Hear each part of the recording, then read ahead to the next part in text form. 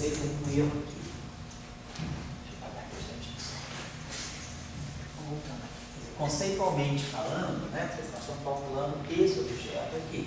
Então, seguindo a mesma regra que nós usamos para o φ. Nós fizemos basicamente isso, pegamos o objeto transformado, tá certo?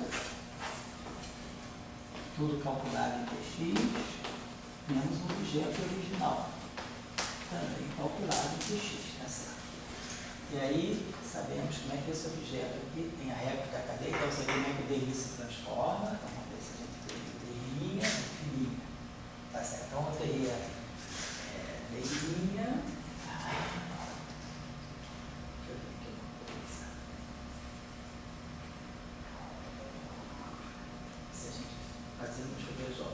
Tentar de um outro modo, checar a consistência. Se a gente pegar essa relação, como é que esse campo se transforma? Se eu sei como é que esse campo se transforma, como é que esse campo aqui se transforma? Então, pode transformar desse modo. Eu vou ficar derivada em relação a x.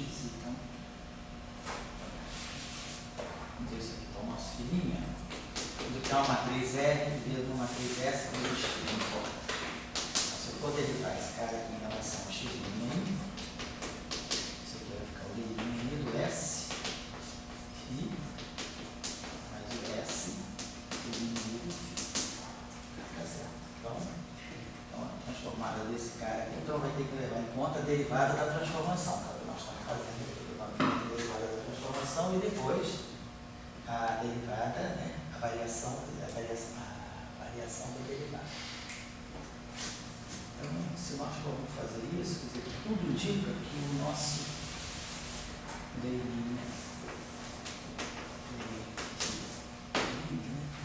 então, a regra que nós tínhamos visto para a transformação do nosso campo, nós tínhamos isso aqui, linha de x'. Quando nós definimos a transformação toda no mesmo ponto, eu fiz a regra aí, faz a expansão inteira, quer dizer, eu teria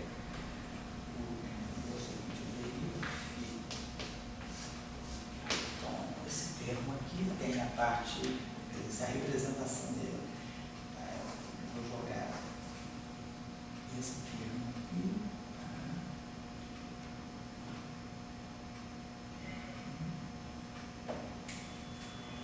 O problema é tensorial, mas acho que está tudo ok.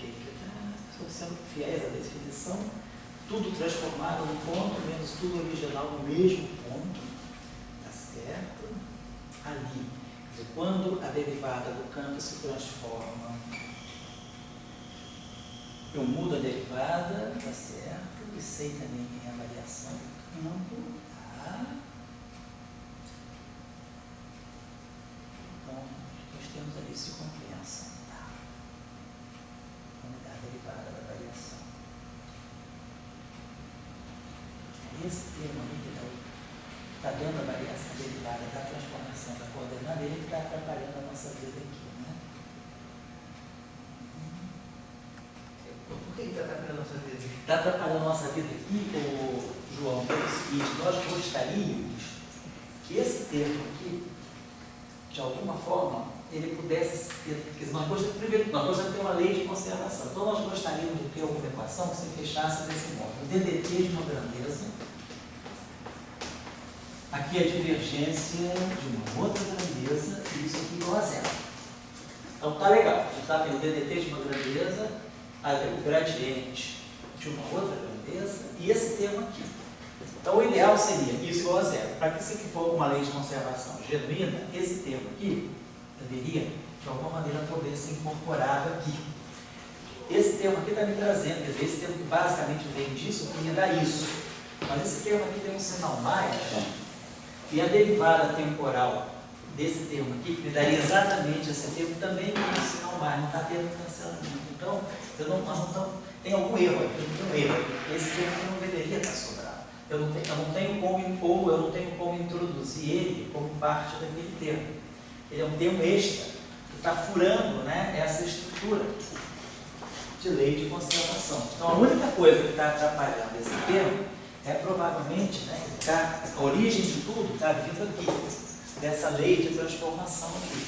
Então, vamos dar uma pensadinha juntos aqui. Deixa eu para isso aqui, quer dizer, a gente sabe o que ele está dando aqui.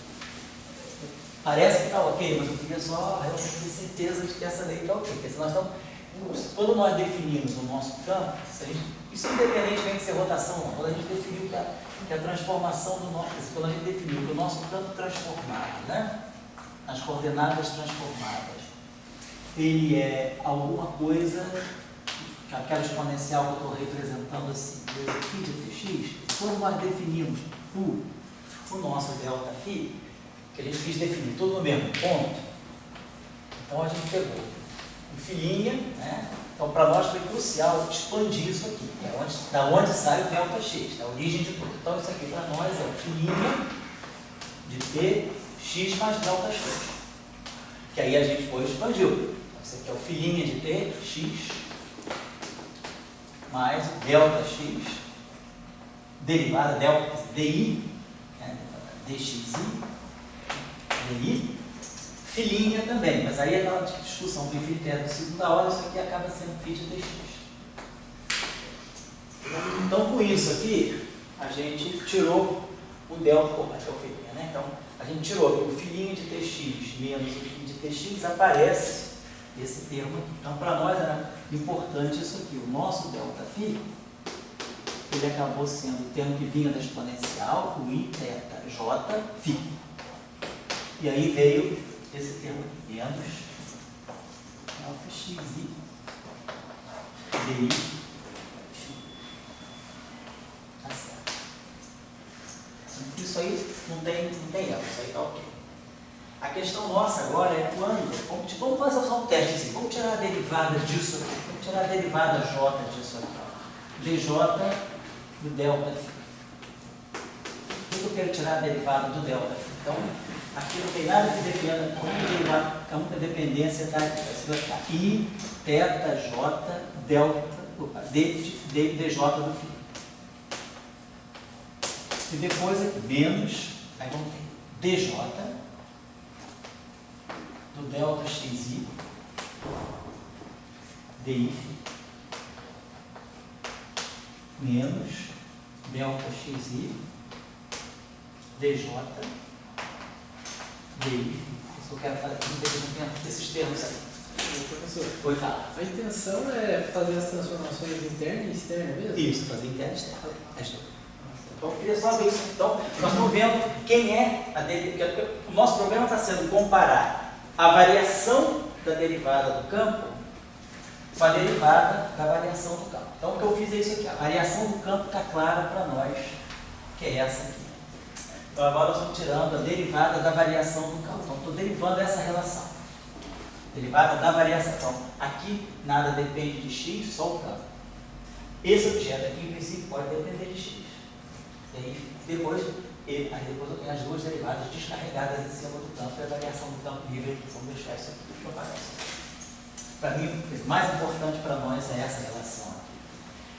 Então, nós vimos que aparece um termo aqui, quer dizer, na derivada da variação do campo, está aparecendo um termo que vem a derivada segunda do campo. Então, estamos observando também uma outra coisa, que é qual é vamos dizer assim, o padrão de transformação do campo. É quer dizer, o termo de spin dele, né, aqui, e aqui vai aparecer um termo que é a variação do argumento e a derivada do campo. Então, a nossa questão agora é essa aqui. Quem é o delta do dj φ? Então, o que nós estamos querendo comparar é isso aqui com isso aqui. O dj do delta φ com o delta do dj de φ. Então, nós, usando pela nossa definição, então, vamos pensar o seguinte, a variação, quer dizer, estou pegando a derivada de campo. Quando eu pego a derivada desse campo, né, eu estou simplesmente, esse termo aqui, ele não altera, ele não mexe na exponencial. Quer dizer, eu estou colocando aqui o seguinte, esse termo aqui, em princípio, eu teria que colocar esse termo e esse termo aqui. Então, preciso colocar. Apareceria para nós, então, o que está pintando para nós é o seguinte: apareceria realmente o menos delta xi do di do dj do φ.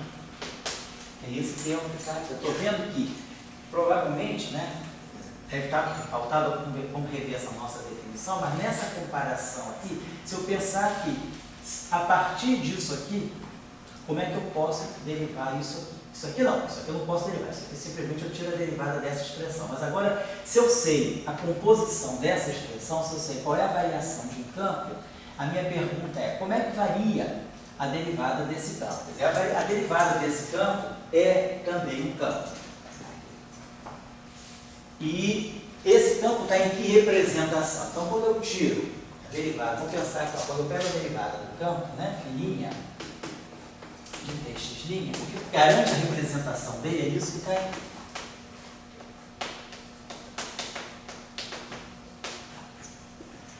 Se eu olhar a derivada desse campo, vamos dizer que eu pegue aqui o d' e o φ'. Então, se esse campo está nessa representação, essa derivada desse campo, se eu pegar agora a derivada linha, se eu fizer a derivada linha de ambos os lados dessa equação, então vou colocar aqui, essa derivada linha aqui. Essa derivada linha, quer dizer, está derivando em relação às coordenadas x'.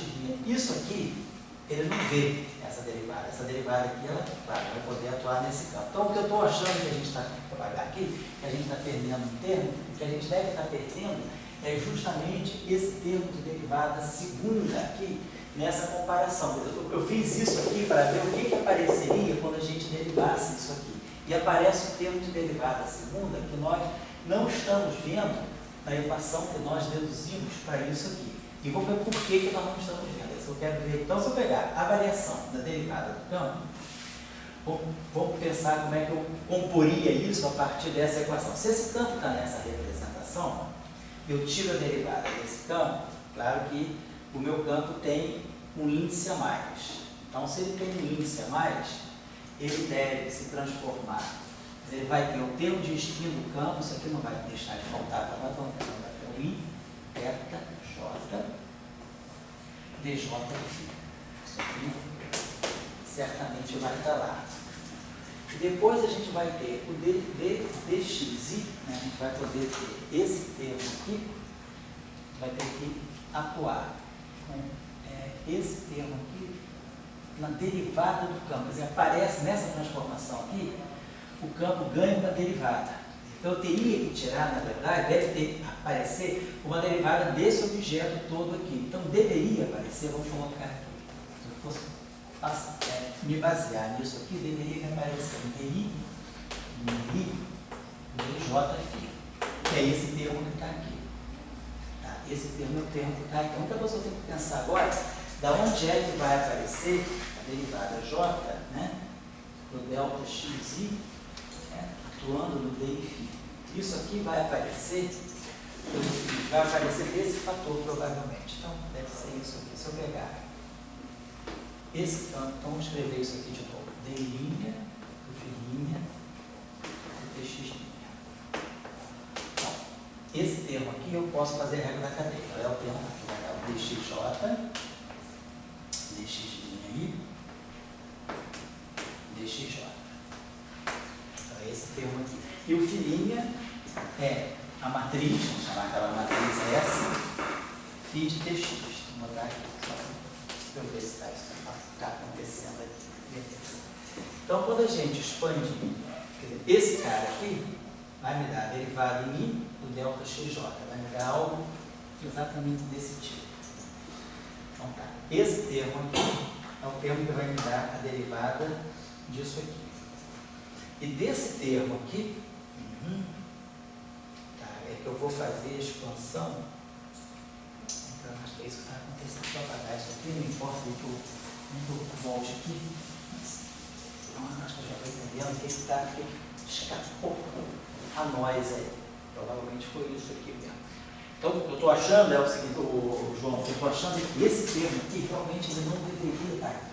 Ou ele deveria ser incorporado aqui. Da maneira que ele está, ele não está sendo incorporado. Provavelmente ele nem está aqui, talvez essa equação parasse aqui, porque nós estamos perdendo um termo que estaria me dizendo isso. Da maneira que nós estamos fazendo as coisas, a variação da derivada do campo né, de ser derivada, também a participação, apesar de eu ter o delta xi, mas o que eu quero ver é que, apesar de ter esse termo aqui, essas duas coisas aqui devem estar computando. É isso que eu quero, então, acertar com vocês. Então, deixa eu apagar para poder mostrar para vocês o que eu estou pensando. É esse enroladinho mesmo da maneira que... Porque assim, quando a gente faz isso no espaço de Limport, fica tudo covariante, a gente faz tudo numa jogada só. Mas quando a gente faz no espaço não relativístico, a gente nunca faz isso não relativisticamente, quebra assim, a gente perde uma simetria que ajuda muita gente. Mas o que eu quis desconstruir, eu prefiro fazer não relativisticamente, para a gente ver que tudo isso já aparece no espaço euclidiano, senão a gente joga muito essas coisas para a relatividade, quando na verdade isso já é uma propriedade mesmo do espaço euclidiano, do grupo S-Euclide. Então, a colocação que eu estou fazendo é essa aqui. Então, esse padrão que nós temos, é o padrão de transformação do campo, onde está o espelho. O que eu estou dizendo agora é isso. Se nós pegarmos esse objeto aqui, DI, φ, vamos pegar esse objeto aqui, vamos fazer uma transformação de rotação em cima dele. Então, esse objeto aqui vai se transformar assim. D, X. Isso aqui vai ser a nossa rotação. Então, tiro a derivada do campo, então a derivada do campo é um novo campo, é um novo objeto. Quando eu fizer uma transformação de rotação, ele vai se transformar, vai assumir essa forma aqui. Como é que eu vou relacionar essa forma com a forma antiga? Então, isso aqui é o d'I. Então, vamos usar aquela nossa regra. Derivar em relação a x'I é derivar em relação a xj e derivar xj em relação a x'I. Vou botar aqui derivada de xj, então já copiando o inverso. dj. Então, isso aqui é esse d'I. E agora, o nosso filhinha de T', de tx'. Filhinha de tx' é a nossa matriz exponencial, a do J, J maiúsculo, e aqui o φ do tx. Vou colocar isso aqui nesse ponto. Certo? Então, esse aqui é o nosso filhinha do tx'.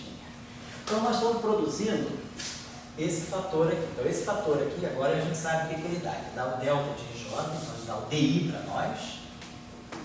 E ele dá o menos DI, o delta XJ, DJ. Isso aqui atuando imenso, tá certo? Então, é o que nós vamos estar buscando lá. Então, eu acho que a gente está no caminho certo, deixa eu apagar aqui. Então, nós estamos escrevendo esse objeto no referencial transformado. Deixa eu botar isso aqui então assim. Então, esse objeto no referencial transformado, ele vai ser D'I, a DI, filhinha, a gente já viu. E o tx'. Quem é o tx'? É o t de x nas deltas x.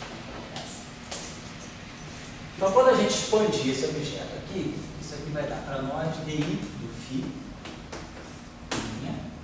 calculado em tx, mais, aí pela expansão inteira, delta x, derivada, atuando no DI, φ. Estou usando só a definição, tá? Então, nós estamos pegando esse grandeza aqui, DI, φ', tx'. Então, DI, φ', tx'. X' é x mais delta x. Então, fazendo a mesma coisa que a gente fez para o campo. E aí, pega a primeira, mantém a primeira parte e faz a expansão. A gente está vendo o seguinte, está observando que vai aparecer essa derivada segunda aqui. Agora, aqui, eu sei quem é esse objeto, quem é esse D'I aqui. Esse D'I aqui é DI menos TI do delta XJ, DJ, atuando em filhinha, dx. É o primeiro tempo. Eu vou repassar isso aqui com vocês, no momento que eu tiver a coisa 100% certa. Então, esse carinha aqui me dá o DI do filhinho. E esse cara aqui já é de segunda ordem, esse aqui já tem um delta. Então, para esse primeiro termo, nosso termo aqui vai ficar DI do filhinho. Esse termo aqui vai ficar menos DI, delta XJ, DJ, filhinho. A esse ponto, filhinha, que aí é a diferença entre termo e segunda ordem. E aí temos esse termo aqui. Mais delta X, D, e tudo isso aqui atuando em DI fininha. Mas como isso aqui já é também de primeira ordem, isso aqui é o DI do delta X. Então tá certo. Então a gente está chegando à conclusão que esse cara aqui, então vai ter a matriz, então eu dei linha, né? Esse aqui. Então vai estar aparecendo esse termo aqui, que é o DI, ó, essa estrutura aqui. Esses dois índices contraídos com essa derivada, esses dois índices contraídos com essa derivada. E aqui, esse índice contraído com derivada segunda. Então, ó, esse termo aqui está batendo com esse termo aqui. E esse termo aqui está batendo com esse termo aqui. Então, o que a gente está vendo com isso é que esse objeto aqui, que é o DI', né, de filinha, tá? Escrevendo daquele modo que nós fizemos. E aí aqui vai aparecer o L, então aqui, esse filinha aqui de TX, tá? Ele é o filinha, que é o L mais φ, então vou acabar agora. Então, que a gente concluiu finalmente, eu já sei onde é que eu tinha deixado passar um termo aqui. Claro que vocês não iriam perceber, porque eu fiz de uma maneira que era enganosa e que não daria para perceber assim. Então, o que a gente está mostrando é o seguinte, já vou recapitular isso para a gente poder chegar lá. Então, nós estamos mostrando que a variação da derivada do campo sobre rotação, calculada da maneira como nós estamos fazendo, derivada da variação funcional, quer dizer, isso aqui para nós é DI e linha dx menos o DI de dx. Nós não estamos fugindo da definição, a nossa definição não, é isso aqui. O que nós estamos mostrando agora, que nós estamos vendo, né? Estou corrigindo aqui, que a variação da derivada, que é isso que está aqui, é exatamente a derivada da. Já vou chegar lá para a gente fixar isso aqui, mas só para não perder o fio da meada. Então, o que nós estávamos acontecendo, o que estava aparecendo aqui, aquela nossa definição, é que quando a gente aplicou a variação do Lagrangiano, eu tinha um termo lá que era delta do DI', que aí eu tinha colocado que era o DI do delta φ menos aquele termo que estava sobrando ali. Então, esse termo não tem. Então, vou colocar aqui. Então, a nossa equação de conservação é essa aqui. Vamos trabalhar nela depois. Nós chegamos a uma equação de conservação. Está claro o que ela é. Só quero agora acertar com vocês esse ponto aqui. Então, onde é que eu furei, né? E vamos ver por que a gente foi. Então, nós vamos colocar a nossa definição. Então, vamos partir, então, para nós, isso aqui é a variação do campo, é a transformação do campo. Quando, então, estou querendo dizer o seguinte, quando nós pegarmos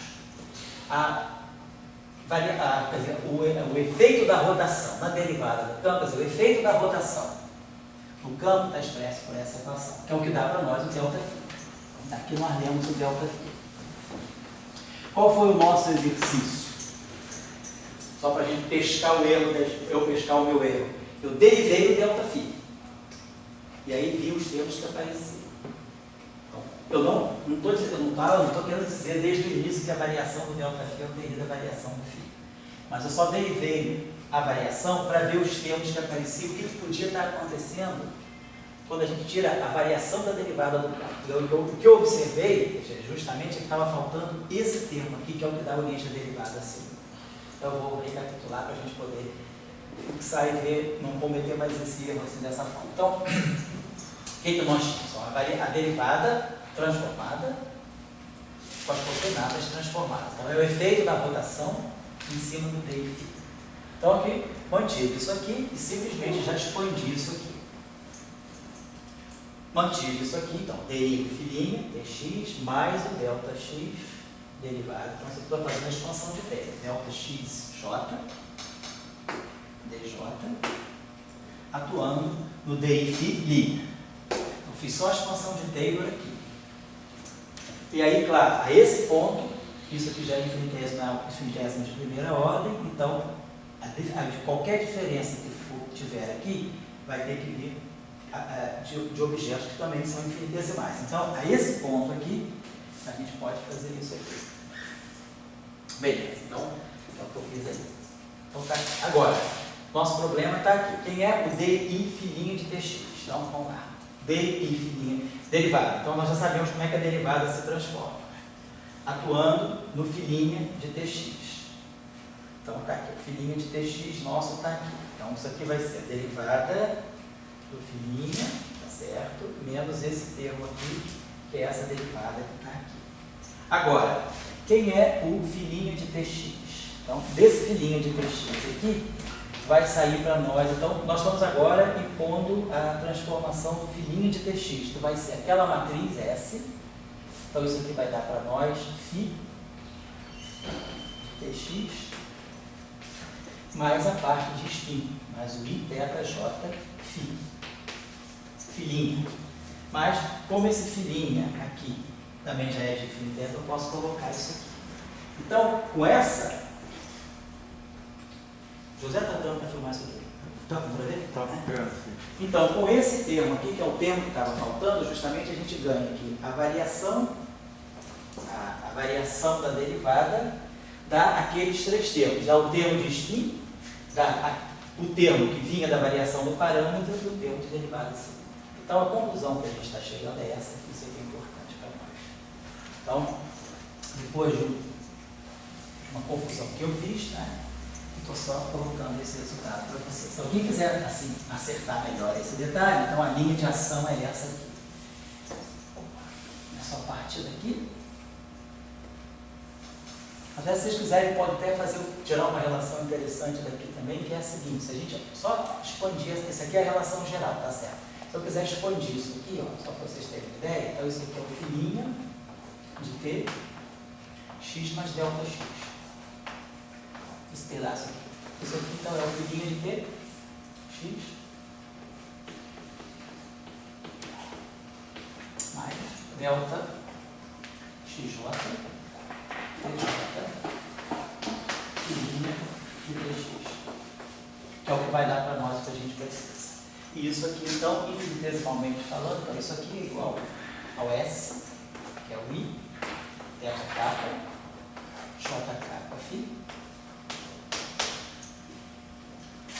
É só isso, e θk, jk, φ. Então, isso aqui que eu queria dizer para vocês, é que isso aqui que vai ser crucial. Então, para nós, quando a gente tem esse filinho aqui de Tx, ele é esse termo aqui, mas ao expandir isso aqui em primeira ordem, esse filinho aqui já é igual ao φ. Então, com esse resultado aqui, então, eu acho que fica tudo mais fácil assim, se a gente partir daqui, colocar isso aqui, aí expande isso aqui em primeira ordem, com um filinho. Que é igual aquilo, que é igual isso aqui, S, então isso aqui é expandido em primeira ordem, desse lado agora, φ, que vem no primeiro termo da exponencial, mais a parte, né, que é I, θk, jk, φ, de Tx também. Então a gente tem essa relação aqui. Então essa relação diz para nós que o filinho de Tx, então, vamos colocar aqui, está aqui, ó, dentro desse ponto de vista, né? Então, sai esse termo aqui, agora em primeira ordem já está aqui, então esse termo aqui é isso aqui. Então, se eu agora derivo essa relação, e aí levo em conta essa relação aqui,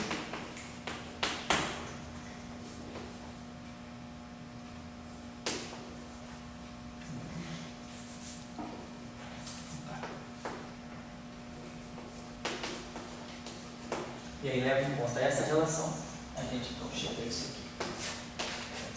Então, o que é importante para nós é isso aqui. Essa definição aqui, isso me leva a essa formulação. Certo? Então, eu já entendi aonde é que eu tinha perdido um termo. Eu tinha perdido um termo ao colocar, ao fazer a variação disso aqui. Quer dizer, quando a gente coloca o DI filinha de TX', como a gente baixa um campo aqui, a gente faz logo a expansão, quer dizer, eu tenho que fazer essa expansão aqui, eu estava fazendo essa expansão aqui, isso aqui é o x mais delta x.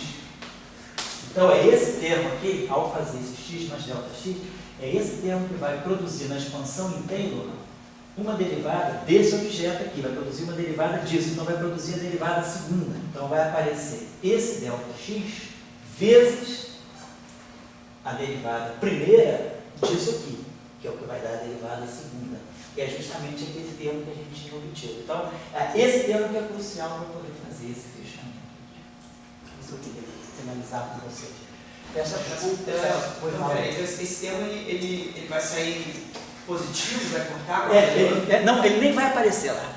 Ele sequer aparece. Tá, vamos voltar por que ele sequer aparece. Então tá. Vamos lá, João, isso é importante. Então deixa eu apagar isso aqui. Então, deixa eu colocar aqui para vocês. Então, o resultado importante, João, é esse aqui. Avaliação. Corrigindo, ele está assistindo a aula desde o começo, né? Então, só quem está assistindo a aula filmada. Lembrando desse resultado aqui. Então, esse resultado aqui, eu errei antes na derivada dele. Na derivação dele, eu tinha cometido erro, eu tinha esquecido aquele termo, e aí aquele termo é crucial para mostrar isso para a gente. Aí agora, João, por que aquele termo sequer aparece? Vamos lá. Então, quem é o nosso? Vamos lá. Então agora vai ficar coisa importante. Então, nosso lagrangiano, então é o lagrangiano de filhinha, tudo transformado. Dx', dt, filhinha, dx', e aí aqui a derivada mini filhinha do dx'. Então eu posso botar assim direto. Que a gente já faz no delta aqui, fazer assim. Então quem vai ser o nosso delta L? Então é o que nós tínhamos dito. Quem vai ser o nosso delta L? Nosso delta L vai ser dl dφ delta φ mais dl d dφ ponto delta φ ponto mais dl d dφ delta dφ. Variação derivada. Isso aqui é a equação. Então, isso tem que ser zero. Nosso lagrangiano, então, não vai ter variante. Estou só recapitulando, né? Depois que a gente chegou. Quer dizer, o que é mais importante, eu acho, desse segundo tempo que nós trabalhamos é essa relação. Compreender essa relação. Deixa eu guardar. Então, agora, por que aquele termo que estava sobrando sequer aparece? Então, vamos lá. O que é importante? A variação da derivada temporal, nós mostramos, é a derivada temporal da variação. E agora? A variação do gradiente do campo também é o gradiente da variação do campo. Antes estava aparecendo aquele termo espúrio. E aí agora sim, agora eu vou usar as equações de Euler-Lagrange. Esse termo aqui vai produzir o ddt do dl dφ ponto. E se junta com esse termo aqui. E sai um outro termo daqui, que é o di do dl ddi φ delta φ. Que aí se junta com esse termo, porque vai ficar a derivação, eu vou escrever para vocês verem. Então ficou assim, delta L, igual a, vamos colocar as equações de Euler-Lagrange lá no primeiro termo. ddt do dl dφ ponto delta φ. Estou substituindo o dl e dφ, como eu fiz da outra vez, mais di do dl dφ delta φ mais ponto, e aí sim, a variação da derivada temporal é a derivada temporal da variação. E o último termo.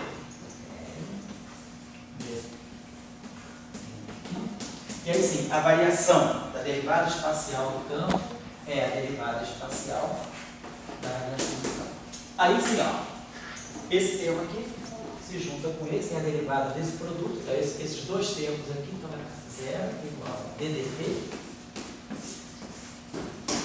dl dφ ponto delta φ. E o segundo termo, mais di, então vocês estão vendo, ó, a derivada desse vezes esse, mais esse cara vezes a derivada desse, di dl dφ delta φ. Então isso caiu a zero. Então agora a gente tem uma genuína lei de transformação. Temos a derivada temporal desse termo e aqui a divergência desse termo. Então isso aqui está ganhando uma expressão, uma equação de continuidade, algo do tipo ddt de ρ mais a divergência. Aqui tem um índice vetorial, e aqui também. Isso aqui é a divergência de um certo vetor J igual a zero. Isso aqui está agora com uma forma devida de uma equação de continuidade. Então agora nós ganhamos uma equação de continuidade a partir da invariância rotacional. Já estou acabando, tá? Então é só interpretar esse termo. Então isso aqui é a derivada temporal de quê? Dessa grandeza. Essa grandeza aqui deve estar fazendo o papel de uma densidade. Então deixa eu apagar isso aqui.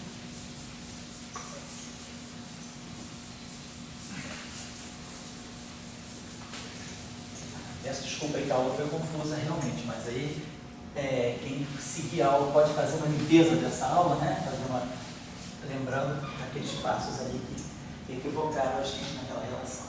Então vamos só interpretar o que é essa densidade. Então a derivada temporal dessa grandeza satisfaz uma relação de continuidade, onde eu tenho depois uma divergência de uma outra grandeza. Então vamos olhar o que é isso aqui. Basicamente, essa grandeza aqui, se a derivada temporal dela com aquela divergência zero, essa grandeza aqui está dando uma origem a uma coisa conservada. A gente sabe sempre aquela equação de continuidade, né? Quando eu integro, né? Faço a integral do volume dessa expressão aqui, que leva em conta que eu faço no espaço todo, que no infinito eu tenho contribuição zero de campo, essa equação aqui se reduz a isso aqui. O ddt está integrando todo o espaço de ρ de tx igual a zero. Então é a mesma equação de continuidade de conservação da carga elétrica. Então a derivada temporal desse objeto aqui se conserva. Então eu tenho um objeto aqui, isso aqui é uma densidade, então eu tenho um objeto integrado no espaço todo, o espaço conservado. Então vamos dar uma olhada nessa. Então isso aqui é uma densidade. De que grandeza? Então vamos ver. Então dl desse ponto. dl desse ponto faz o papel para nós, né? Tá? A gente já sabe, é um momento generalizado. Então isso aqui é o dl, vamos deixar isso aqui, é o dl desse ponto. Mas aí agora a gente sabe quem é o delta E, delta φ. Delta φ para nós é o mi, delta kappa, j kappa φ. E aí tinha aquele terminho que era menos delta xj ou delta x kappa, faz, né? d kappa φ. Esse termo é esse termo aqui. Vamos só dar uma olhadinha nesse termo aqui, que as coisas se simplificam. Esse termo aqui é menos epsilon kappa ll θ l xn. Então, esse termo aqui vai ficar mais, então vai ficar L, nesse ponto, I, kappa, J kappa aqui, e aí, vou colocar esse termo aqui, esse termo aqui menos, então vai ficar menos, vai ficar mais epsilon, kappa, Ln, θL, xn, d kappa, φ. Vamos fazer o seguinte, esse θ aqui, posso fatorar ele. Aqui eu tenho, como se isso aqui é saturado, vamos chamar isso aqui de θL e JL. Então eu posso, θL é uma constante, posso botar esse θL aqui dentro.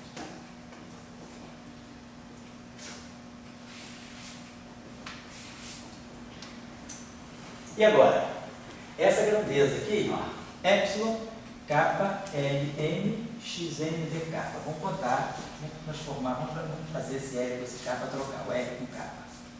Fica L kappa, e aqui fica menos. Vamos fazer outra conta, vou trocar isso aqui mais uma vez, fica N kappa, vai ficar na ordem certinha, então fica mais. Então, o que nós estamos observando aqui? Se vocês olharem a aula passada, quando a gente estudou a invariância sobre translações espaciais, a gente identificou esse objeto aqui, dl dφ ponto, d kappa φ, como a densidade de momento do campo. Olhem a aula passada. Então, vamos só abrir melhor esse termo aqui. Então, vamos trabalhar separar esse termo em dois, então. Professor, Pode falar. quando você escreveu ali ddt daquela quantidade, Isso. ela não deveria ter a forma da Hamiltoniana? Não, pelo seguinte, teria a forma do Hamiltoniano se eu estivesse falando da invariância por translação temporal. Quando você tem invariância sobre translações temporais, quem se conserva? A energia. Então, o ddt da grandeza conservada seria energia. Mas como você está falando agora de uma invariância sobre rotações, quem se conserva Não deve ser. Invariância sobre rotação deve ser alguma coisa ligada ao momento angular. Na aula passada, se você se lembrar justamente da primeira parte da aula, quando a gente fez a invariância sobre translações temporais, a gente viu que apareceu o hamiltoniano. Então, quem conserva a energia? Você tem DDT da energia. Depois a gente fez translações espaciais. Aí aparecia DDT de quem se conserva sobre translações espaciais. O momento, a gente identificou qual era o momento transportado pelo campo. E agora a gente está fazendo invariância sobre rotação. Então agora a gente está pensando no momento angular. E aí, por que a gente está vendo que está aparecendo o momento angular? Por causa desse termo aqui. Se vocês se lembrarem da aula passada, vocês vão ver que essa grandeza, dl desse ponto,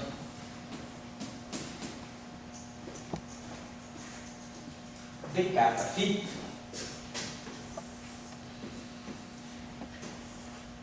a gente na aula passada viu que isso aqui era a grandeza que aparecia conservada quando eu tenho invariância por translações espaciais. Pegou na aula passada, a gente estudou invariância por translações temporais, aí a conservação da energia. Aí viu que o que era a energia do sistema de campo? Era o hamiltoniano. Ficava dl de φ ponto menos L, que era o hamiltoniano. Depois a gente fez translações sobre invariâncias sobre translações espaciais. Aí dava uma grandeza conservada, dava um DDT de alguma coisa. O DDT de alguma coisa era isso. Então isso aqui é que nós interpretamos como sendo o momento linear, componente kappa, que esse é um vetor, do momento linear transportado pelo campo. Então, aquele segundo termo que está aparecendo lá, então a grandeza. Como esse termo aqui é uma constante, o DDT dele não conta. Então, na verdade, a grandeza que é conservada, o DDT, que é zero, na verdade, como o θL é uma constante, o ângulo de rotação é uma constante, quem é conservado é o DDT disso. E aí a gente observa que o segundo termo, ele é epsilon, L, N, kappa, xn, dk, φ, vezes dl desse ponto. Então, esse termo aqui, isso faz o papel da kappa-ésima componente do momento do campo. Então, isso aqui é x vetor p. Isso aqui é justamente a definição, vetorial. Então, isso aqui, na verdade, é isso aqui, x vetorial, o momento do campo. Isso aqui tem a forma do momento angular orbital. Então a gente está vendo que a relação que está ganhando está saindo uma lei de conservação que está me dizendo que o momento angular orbital, esse cara aqui, vamos chamar o L orbital, que é esse termo aqui, isso aqui, mais esse termo aqui, que é dl desse ponto e JL φ. Esse termo aqui. I dl desse ponto J φ. Esse termo aqui. Então, esse termo aqui, ele está medindo justamente aquilo que é a representação do campo φ. Essa matriz aqui, ela bate em cima da representação do campo φ. Então, isso aqui não depende de x, não tem nada, não depende nem de x nem do momento, não tem derivada do campo aqui para medir o momento, é uma coisa estática, é uma coisa estática, no sentido de que não depende se o campo varia no espaço ou não tem momento linear, é uma coisa intrínseca do campo.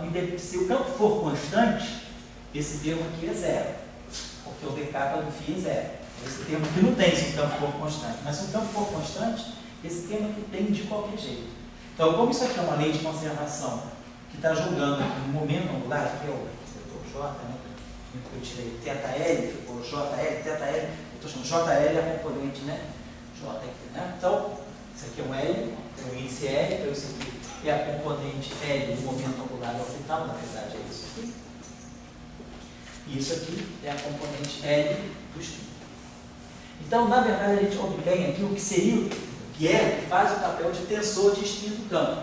Então, se eu tiver um lagrangiano de um certo campo, se eu derivar o lagrangiano em relação a que ponto? Colocar aqui a matriz, onde o meu campo se situa. O gerador da representação do grupo SO3 e aqui o campo, esse objeto aqui, é que está fazendo o papel do tensor, ou do vetor que seria a densidade de spin transportada pelo campo. Isso aqui é a densidade de momento, então isso aqui é a densidade de momento angular orbital, e isso aqui seria a densidade de spin. Então, o que é o spin do campo, no campo não relativista, é dado dessa forma. Observem que isso aqui é uma relação matricial. O meu campo é um vetor coluna, então, na verdade, essa relação é isso aqui. Se o meu campo tiver um índice, né, meu campo pode ter um vetor coluna, então, o meu campo tem um índice, sei lá, um índice A, dL, d, φ, A, ponto. Aí nós temos a matriz, os geradores do grupo, elemento AB, FD. Então, é isso que está sendo pensado, como sendo a densidade de spin transportada pelo campo. Eu preciso saber a representação do grupo de Lorentz. Aí fica claro, agora a gente já sabe como é que a gente monta o tensor de spin de qualquer campo. É ver como é que o Lagrangiano daquele campo depende das derivadas temporais dele, tirar isso aqui. Aqui eu junto, acoplo com a matriz de spin do campo e aqui o próprio campo. Então isso aqui é que faz o papel do tensor, da densidade de spin do campo. Próxima aula, a gente vai trabalhar, fazer isso por causa do fóton e assim vai. Então, o momento angular orbital, ele vem dependendo da derivada espacial, do gradiente. Então o campo precisa variar para poder ter, ele precisa ter momento linear, ele precisa variar em x, né? Ele precisa ter dependência em x para poder ter gradiente e ter momento angular orbital. Mas essa parte aqui não. Essa parte aqui é a única coisa que é preciso que o campo tenha uma derivada temporal, que ele não seja estático. Fala aí, galera. Você está dando agora uma dinâmica para o espinho. É. Totalmente. E o espinho como se fosse uma carga. É uma carga conservada. Quer dizer, quando você tem uma invariância sobre rotações, a grandeza que é conservada, nesse caso, é o momento angular total. Então, o spin faz o papel de uma carga de momento angular intrínseco do campo. É uma densidade, né? A densidade de momento angular intrínseco do campo. É isso que Essa invariância dá o sentido da grandeza física. Então tá, depois vocês podem repassar essa aula, então muito cuidado, né, que eu diria, só porque foi vacilo meu, eu perdi muito tempo para chegar na relação correta, que era a variação da derivada, se a derivada da variação, mesmo no caso da derivada espacial, em que o argumento varia, né, mas me faltou um termo ali que eu corrigi com vocês. Mas o resto é isso aqui. Então, para um sistema de campos, a gente naturalmente tira todas as invariâncias possíveis, relação espacial, relação temporal, relação espacial e rotação. Próxima aula, então, a gente já vai terminando essa simetria sobre rotações, sobre as transformações espaço-temporais. Vamos começar a discutir a invariância de Gauge, mesmo no caso não relativístico. Porque quando a gente vai no caso relativístico, o tratamento fica muito unificado. Então, a gente não percebe certos detalhes que é importante quando a gente faz a contraposição entre o não relativístico e o relativístico. Eu prefiro fazer tudo não relativístico para quando a gente for no caso relativístico a gente perceber as contraposições. No caso não relativístico, por incrível que pareça, é mais complicado, porque a gente tem que separar a parte temporal e a parte espacial. No caso relativístico, devido à invariância sobre o grupo de Lorentz, a gente trabalha no espaço e tempo de Minkowski, a gente trabalha tudo como se fosse uma coisa só, não tem diferença entre tempo e espaço, é uma derivada só. Então as equações saem bem mais condensadas e o trabalho intermediário é mais limpo. Aqui a gente tem as coisas mais abertas, porque a gente tem que separar tudo que é tempo de tudo que é espaço. É claro? Então, fica só para vocês essa informação aqui, que pensou de espinho de campo. Então, a representação, esse objeto aqui, que é a representação especial de SO3, uma representação específica de SO3, ela está aparecendo aqui. Então, isso associa a representação de SO3 com aquilo que nós interpretamos como realmente sendo o espinho do campo. Certo? Então, fica por aqui. Desculpa aí a aula conturbada. Daí vocês vão passar e repassar essa aula, vão perceber onde é que eu tinha. Obrigado.